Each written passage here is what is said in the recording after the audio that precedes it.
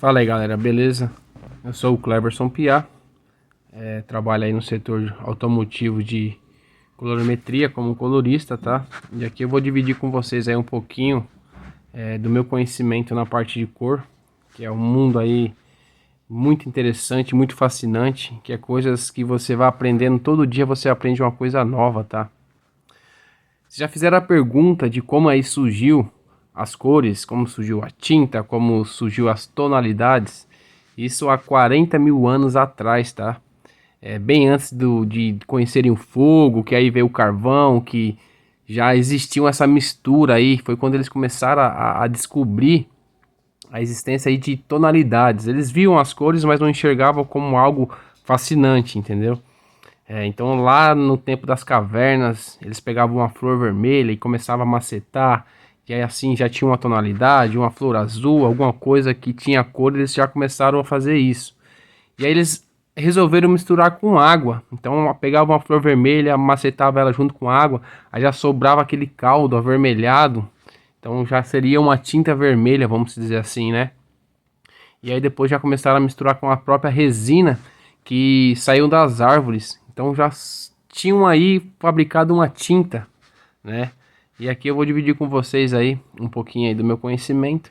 E é interessante essa parte aí que muita gente às vezes não se pergunta de como existiu aí as tintas, tonalidades no caso.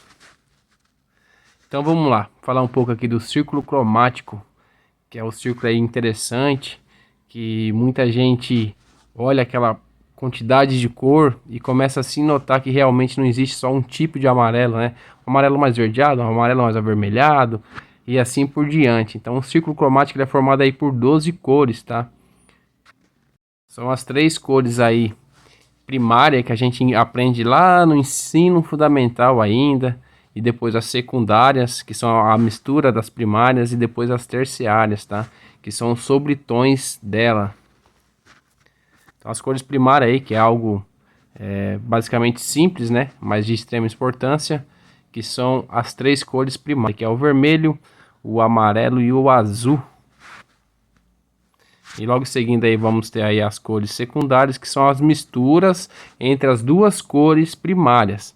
Então vamos misturar o azul com o amarelo, nós vamos formar aí o verde. Vamos misturar o amarelo com o vermelho, vamos ter aí o resultado do laranja. E vamos misturar o vermelho com o azul, nós vamos ter aí o violeta, mais conhecido como roxo aí para muita gente, né? Mas é o violeta. E agora nós vamos aí para as cores terciárias, tá? Que é a mistura entre as duas, tanto a primária como já uma cor formada secundária. E aí você mistura, junta elas e nós vamos ter as terciárias. Então aí é o caso aí do azul esverdeado, um azul mais avermelhado, um vermelho com um tom mais sujo, mais de violeta, um amarelo avermelhado, um amarelo esverdeado. Então assim vai nascer aí esses tons, tá?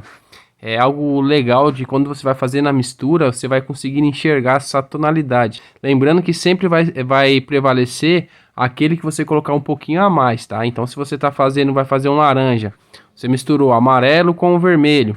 Se você colocar um pouquinho a mais, a proporção do amarelo for maior que a do vermelho, então você já vai ter já um laranja mais amarelado. Se você colocar um pouquinho mais de vermelho, então você vai derrubando essa tonalidade do amarelo, tá? Que é um episódio muito legal do marrom. Muitas pessoas falam que o marrom é cor, que o marrom não é cor. Mas pra gente, tecnicamente, sim, existe marrons aí para vender no mercado, as tintas prontas de marrom. Mas tecnicamente pra gente, o marrom ele não é considerado uma cor, tá? Porque ele é um sujo. Com diversas misturas que você vai fazer aí de cores primárias, secundárias, terciárias, você vai chegar na tonalidade de marrom. Então se você pegar um azul, um vermelho e jogar um preto e jogar um branco com proporções diferentes uma da outra, ela não vai se formar assim especificamente uma tonalidade. Ela vai se formar aí o marrom. Então você vai achar um marrom mais amarelado, avermelhado, mais azulado, mais intenso, mais sujo, mais claro. Porque o marrom, a mistura de tudo que você fizer, você vai ter essa tonalidade marrom. Então isso aí é algo bem interessante também, tá? Então o marrom ele é considerado pra gente um sujo. E aqui nós vamos aí o mistério do preto e do branco, tá? O preto e o branco é considerado cor? No mercado aí vocês vão comprar tonalidades pretas, vão comprar tonalidades branca, um branco mais esverdeado, um branco amarelado, um branco avermelhado e assim por diante, tá? E o preto vai ser a mesma coisa, aquele preto intenso, aquele preto mais avermelhado, um preto já com um tom mais amarelado, tá? Mas tecnicamente o preto e o branco ele não é considerado cor, tá? Porque o preto é algo aí que absorve todas as tonalidades, todas as cores, tá? Então é a falta de luz. A tonalidade você vai enxergar com reflexo de luz. Tudo que bate naquela cor, ela vai te transmitir uma tonalidade. Então o preto ele é a falta de luz. E o branco ele é excesso de luz, tá? Que nem eu disse, no mercado aí vocês vão encontrar diversas tonalidades de preto e branco. Aqui nós estamos falando tecnicamente. Aqui é o exemplo aqui do amarelo, tá? Então é o amarelo e seus tons, tá? Os amarelos frios, ele tem uma tendência mais puxado para o verde, o amarelo mais esverdeado. E os amarelos quentes, eles têm mais uma tonalidade mais avermelhada, mais intenso, sabe? E aqui nós vemos aí o caso do vermelho sujo. Muitos coloristas, muitas pessoas tecnicamente aí falam que quando o nosso delta A, eu vou falar mais para frente aí para vocês dos deltas, quando o nosso delta A tá negativo, a nossa cor tá verde, certo? Quando o nosso delta A tá positivo, a nossa cor está vermelha. Só que você não consegue no visual, no olho, enxergar um vermelho com tom esverdeado. Você consegue ver um verde avermelhado, um verde com a tendência puxada para o vermelho.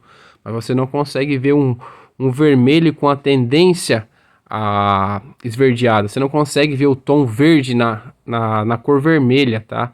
Seu delta A vai estar positivo, vai mostrar que sua cor está vermelha. Seu delta A está negativo, vai mostrar que a sua cor está verde. Mas se você está fazendo aí, tingindo, formulando uma cor aí vermelha, seu delta A vai estar negativo, mas você não vai conseguir ver um tom esverdeado, você vai ver um tom sujo nele, tá? É um mais castanho, algo que sujou a cor, mas você não consegue enxergar aí a cor, o vermelho com a tendência verde, tá? Você consegue ver o verde com a tendência vermelha. E aí no dia a dia aí nós temos os aparelhos aí de medição que acaba ajudando aí muito aí os coloristas, onde a gente vai trabalhar com os Delta Lab, L-A-B. O L quer mostrar que a sua cor vai estar clara ou escura, ou a intensidade da cor aí também que confunde muito, a gente tem que tomar muito cuidado com isso daí, tá? Então o L positivo teria a tendência de uma cor clara e o L negativo teria uma tendência aí da cor mais escura ou mais intensa. O delta A positivo quer dizer que sua cor está com a tendência vermelha e o delta A negativo quer dizer que você está com a tendência aí verde. E o delta B positivo, a sua cor está com a tendência amarelada e o delta B negativo, a sua cor está com a tendência azulada. Nos aparelhos, quando você coloca, você tem o seu padrão salvo lá de alguma cor e você está atingindo, fazendo uma correção, um acerto, você vai lá e mede essa cor no aparelho. Então ela vai te dar o L, o A e o B, tá? Aí através dessas numerações, desses deltas, você vai ter aí a coordenada aí das suas cores. Então se seu delta A tá vermelho e tá amarelo, é como se ele tivesse com a tendência mais alaranjada, que é aquela mistura lá das cores secundárias, que mistura o amarelo com o vermelho forma um laranja. Então a sua cor vai ter uma tendência mais alaranjada. E aí você vai usar aí seus pigmentos, seus corantes aí para fazer o acerto. O delta E também, que é de extrema importância aí para todos, que é a soma de todos os deltas, tá? Quanto maior tiver o delta E, mais você vai identificar que a sua cor tá fora do padrão. Então, se tiver com o delta E 4, quer dizer que as suas tonalidades não estão certas. Então, vai interferir no L, vai interferir no A e vai interferir no B, tá? Então, o delta E, que é a soma de todos os delta, vai mostrar para você isso daí. Vai mostrar que as coordenadas aí dos seus deltas L e AB não estão legal. Se o delta E tiver mais zeradinho, quer dizer aí que a sua tendência aí da sua cor já está mais legal, beleza? E aqui nós vamos falar um pouco aí dos alumínios, tá? Tem diversos tipos de alumínio aí. E os alumínios, o que vai mudar neles? A granulação deles, tá? Quanto maior o alumínio, mais aberto, mais graúdo o alumínio, vai ser uma cor mais... o alumínio ele vai ser mais claro na frente, tá? E mais escuro no ângulo. O alumínio mais fechadinho, aquele alumínio com aspecto de partículas bem pequenininhas, bem fechadinhas, ele tem uma tendência de ser mais clara. Ele vai ter uma tendência de ser mais clara lá no ângulo, lá embaixo, e vai ser mais escurinha aqui na frente, tá?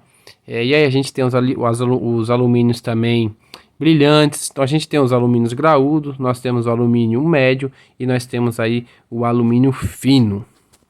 Agora eu vou fazer com vocês aí um teste de visão, tá? Olha para essa imagem e qual é o número que vocês estão enxergando aí no meio. Vocês podem ver que tem diversas tonalidades, diversas bolinhas aí com tonalidades diferentes. Quem respondeu o número 2 aí acertou, tá? Vocês estão vendo que a diferença aí entre o verde e o vermelho e verde, umas bolinhas meias azuis, uma amarelinha ali. Então muitas pessoas têm dificuldade aí para enxergar entre o vermelho e o verde e o vermelho, tá? Agora vamos para a próxima imagem aí, tá?